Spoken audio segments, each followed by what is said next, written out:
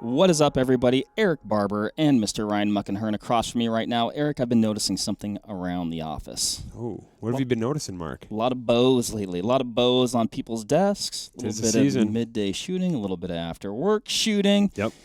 People are getting ready. It's happening today. They're doing a little bow hunting prep, maybe pre-season practice. I know I'm actually in the pre-practice stage because I'm in the kind of like a re-setup stage. Went to the old bow shop the other day. Checks out. Yeah. My annual new bow. Yeah. my annual nuclear before I try and go hunting. Yeah. With the Is bow. this where you tell us you have a new bow on the way? No, I don't You're have a new expecting? bow. I love this bow. You loved the last four too, and yet they were replaced because other things were newer and shinier. Oh god. That's how we learn about new gear and stuff like that. You got to try new things, Ryan. Have you only tried one thing in your life? No, Mark. The thing that happens though is you just get acquainted with your archery tackle, and you're like, oh, they've got a new bow. Obsolete. And then you start over. Might as well be an iPod Nano. Oh, This is a perfect segue. Segue. You know I'm in a pickle. We talked about this beforehand. You know how I am with archery equipment. You know I don't put the time or the effort. Yes, and it bothers me. And well, okay, yeah. I have a hunt coming up. I shoot my bow very well, but my bow is in need of some work. And I basically have to start over. New strings, new cables. And then what? What do I do from there? Oh, man. I did that on, remember a couple of years ago? I did that on September 1st, and I killed a buck on September 6th in North Dakota. It was like it was not by choice. I shot out my strings and cables, so I can sympathize with you. It was like the eve of your hunt. In fact, I was like, hey, my bow was actually shooting as best it ever has. And I'm like, do you need to borrow a bow? Yep, that was a conversation that happened. But then it's a perfect segue. You got it squared up and off you went. And how did we do that, Mark? We got hunt ready. We got hunt ready, and that's what we're going to help, hopefully, everybody, including us, do right now. Yep. Erik, you're probably the most put together when it comes to these things. Yeah, Ryan hit the nail on the head. It all starts with your strings and cables. And at this time of year, you know, if you are in a situation like Ryan, your bow is several model years old at this point. I received the bow in 2018 early. Okay, so it's had the same set of strings and cables on it a little bit, and in that case, they're probably, even whether you've been shooting a ton or hardly at all, at that, you know, it's been, that's 5 years now, those strings and cables are probably a little bit more stretched than they were from when you first got the bow. The bow has been pulled many times. Yep, and you'll see, like, my dad, on the flip side, is somebody that doesn't shoot a lot. He has a bad shoulder, and he's shooting 2016 model year bow, doesn't shoot a whole lot, and he's working on replacing his strings and cables right now. And that's just aging. You know, Sure. your strings and cables, your strings specifically will stretch a little bit. So in his case, all of a sudden he pulled the bow out the other day and noticed, hey, what the heck? Everything's hitting 2 inches low at, 20, 30 yards. And took it in and put it on a bow scale, and he was like pulling couple pounds less than what he normally is pulling. Sure. I'm sure that's what's happening Sure. in your case. I mean, age, even, like you said, age, time, use. I had a bow that actually, I wasn't noticing like any major signs of wear. Yep. This was actually would have been my first Hoyt bow many moons ago. Yep. And I just had it sitting on my bed. Yeah.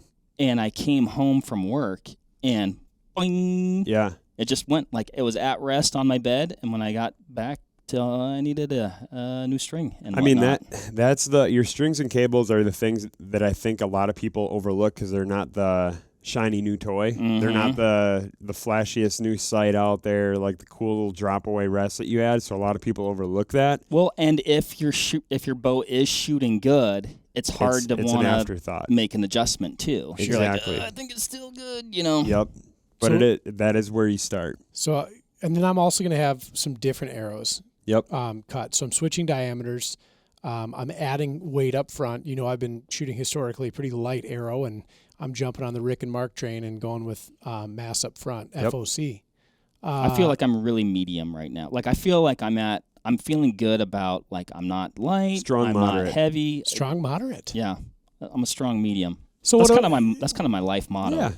So let's say I go get restrung, I get recabled, I get new arrows cut, I get weights and inserts installed. Where do I go? From there, I mean, even before you do that, you're going to want to make sure that your arrows that you're getting are at the correct spine for your draw length and draw weight. That part I got. So that part you got, then you're good to go. Now you got your arrows built out. You're ready to start shooting. For me, what I'm going to start, where I would start right there at this early, I would say midsummer point in the season, is just starting to get a basic 0 at 20 yards. Sure. And initially, I'm going to be shooting at a really big dot, which might sound counterintuitive. If you're trying to get a really rock solid 0, a lot of people say, oh, find, something the size of like a milk cap or whatever, black dot on the target. I'm going to get the biggest dot possible because I don't want to go from not shooting a whole lot all of a sudden to shooting a lot and picking a very finite aiming point. I want to be able to embrace that pin floating and work on my shot execution as I'm starting to correct my windage and my elevation. Once that's in a roughly a good spot, and I mean, when I'm talking a big dot, I'm talking like an 8-inch, something about the size of like a paper plate almost. Okay, paper plate. And once I feel good about hitting that, which you'll get there in, half dozen shots, you'll be able to be hitting that thing. But then it's just kind of working on that pin float, feeling that your shot execution is in a good spot. From there, I'll start making fine-tune adjustments. And what I do there is I'll take a blank target face and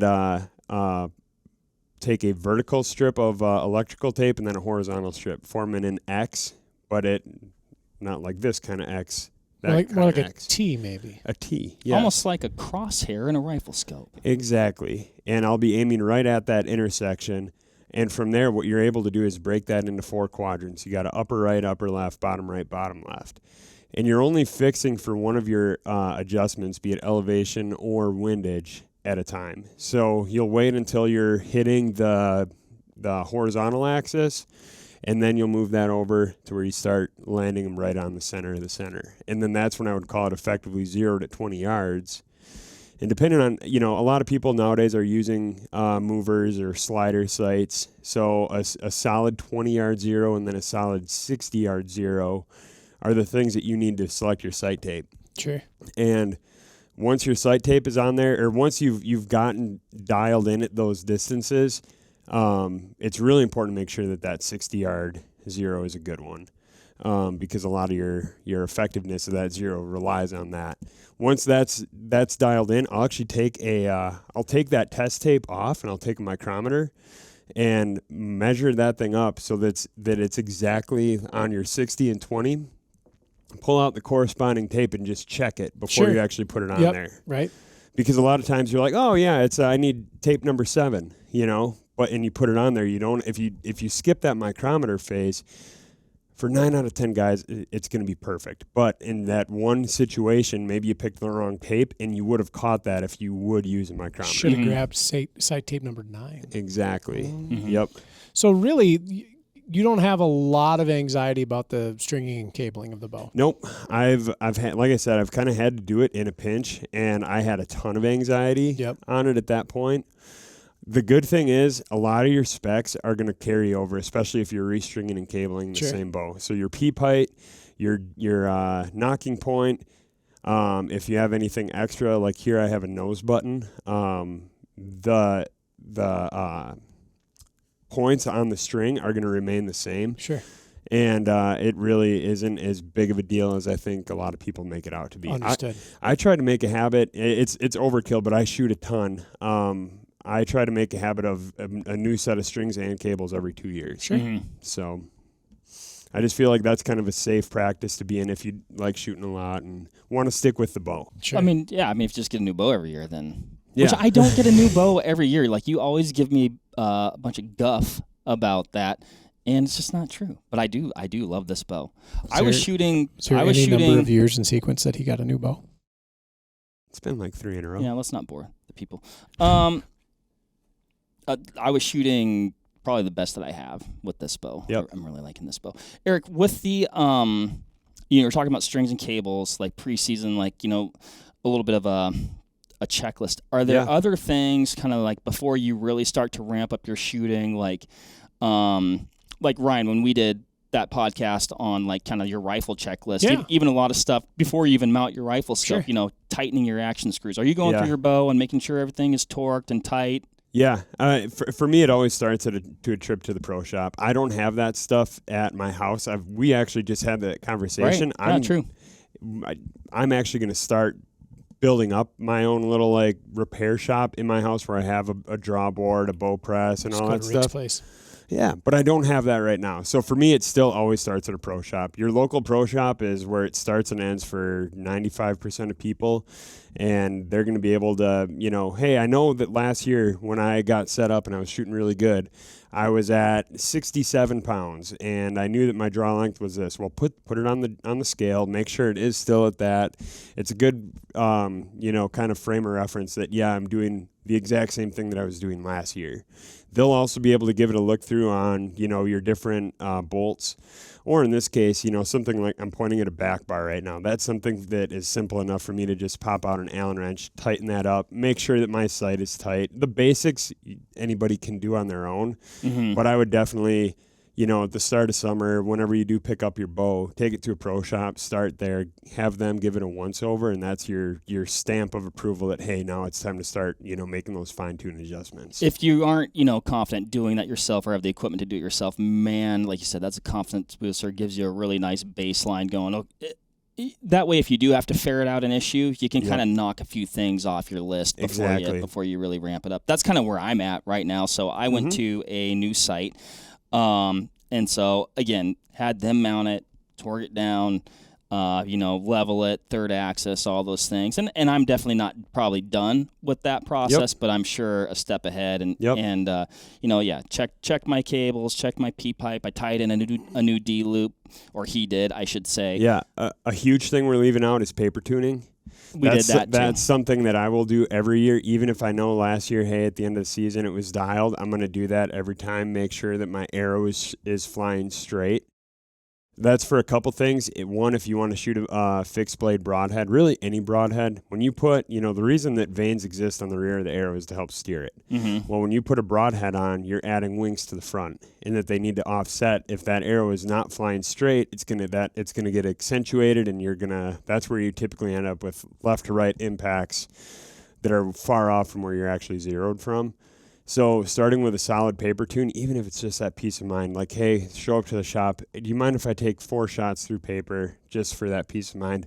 A lot of times they're going to say, yeah, jump back there. I got the paper set up. Go give it a couple shots. Mm-hmm. And then that's when you can know that, hey, yeah, it's time for – I know everything is good to go, and it's time for me to start, going through my checklist of making sure I'm zeroed. I got the right sight tape, all that good stuff.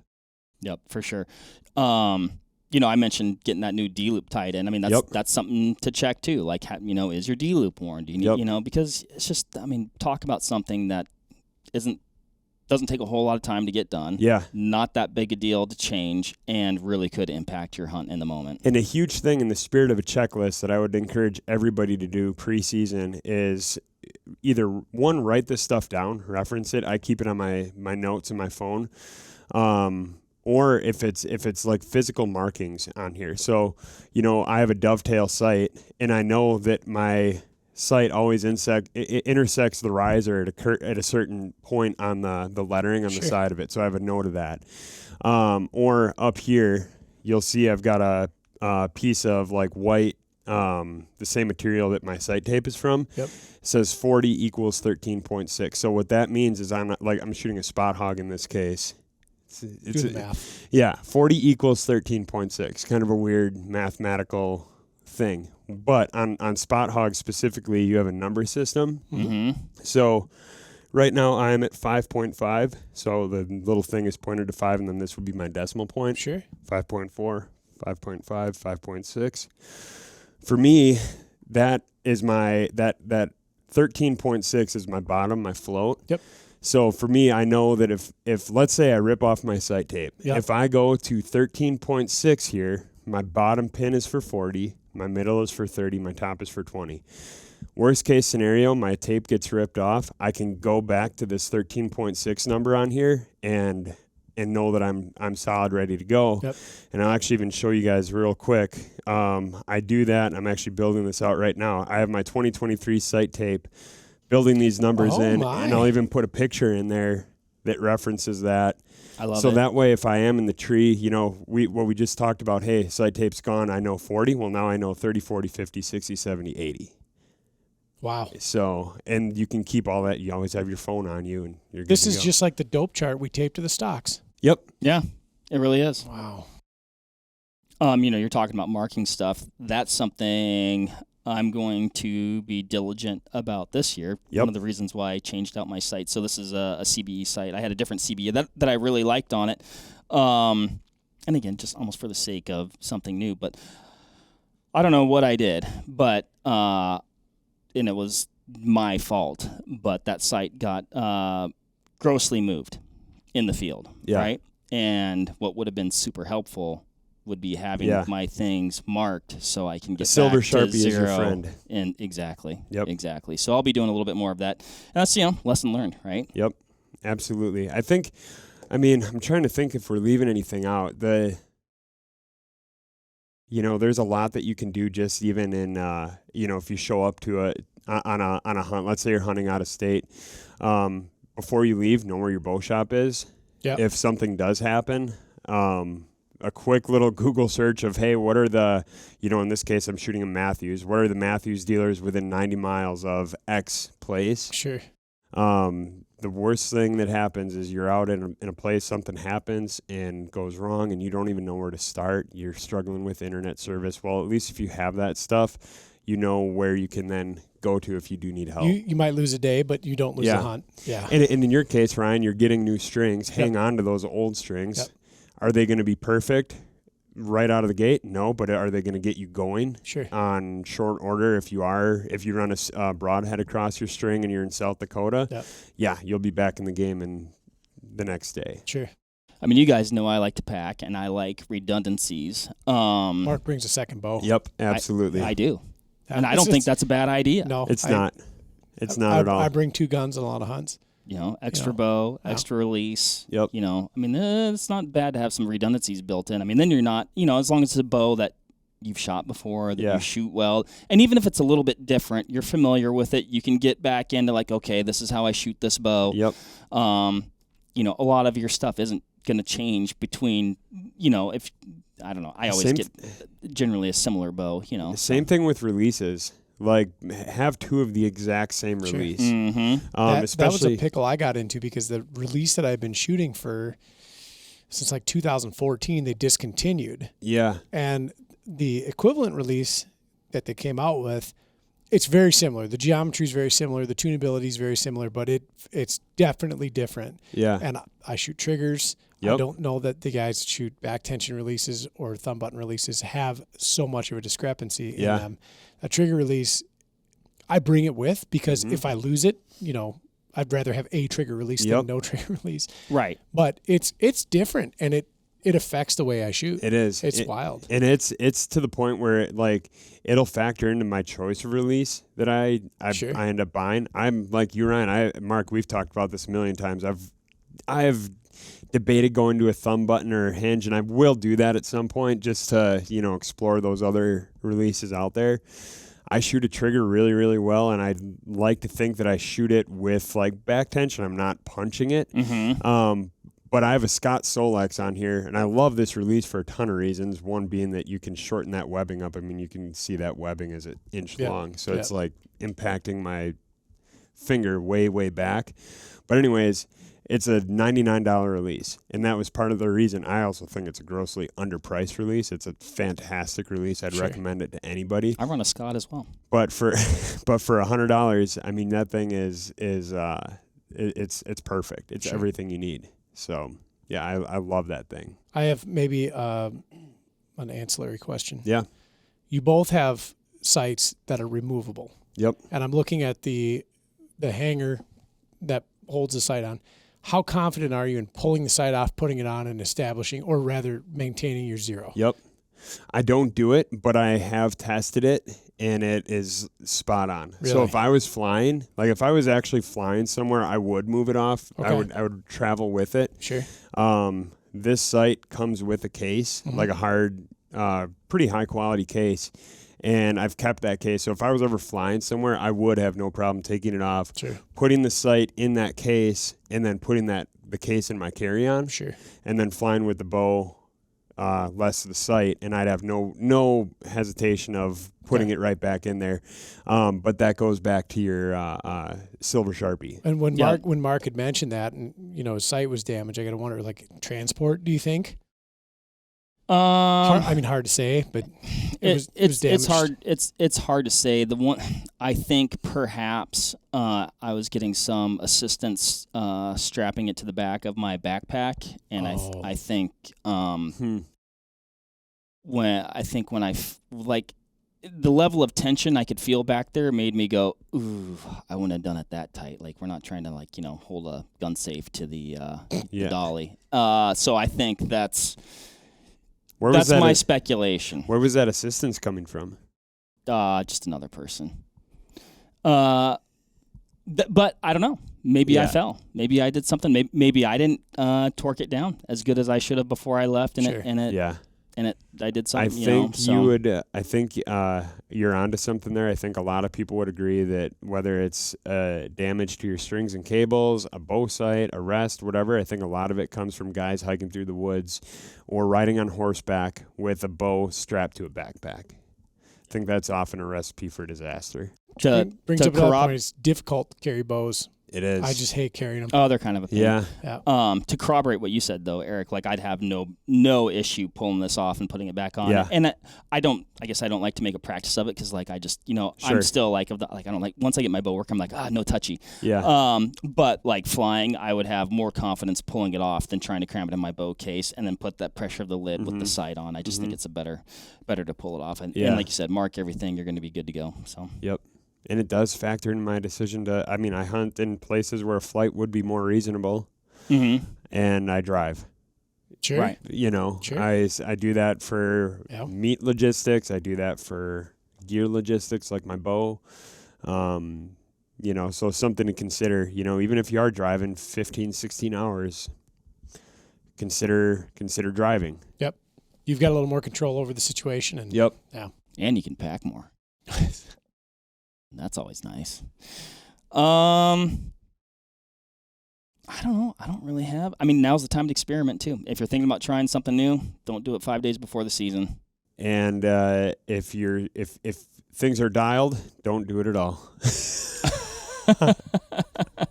This is the first year I'm eating my own advice on that, Mark. I'm the same way. I don't get a new bow as often as you do, but I do love to experiment with things like broadheads or different arrows or different releases.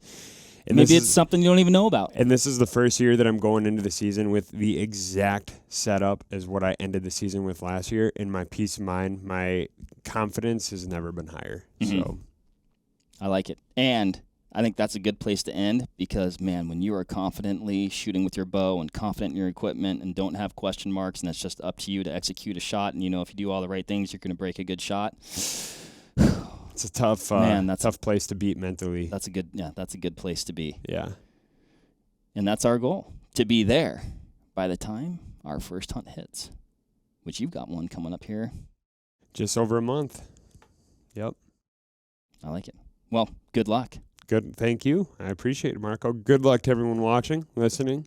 Ryan, any parting questions as you get a new string on your bow? Nope. I've got a hunt in about the same time frame. So it's time to get things buttoned up and done. I'll be at my local pro shop this week.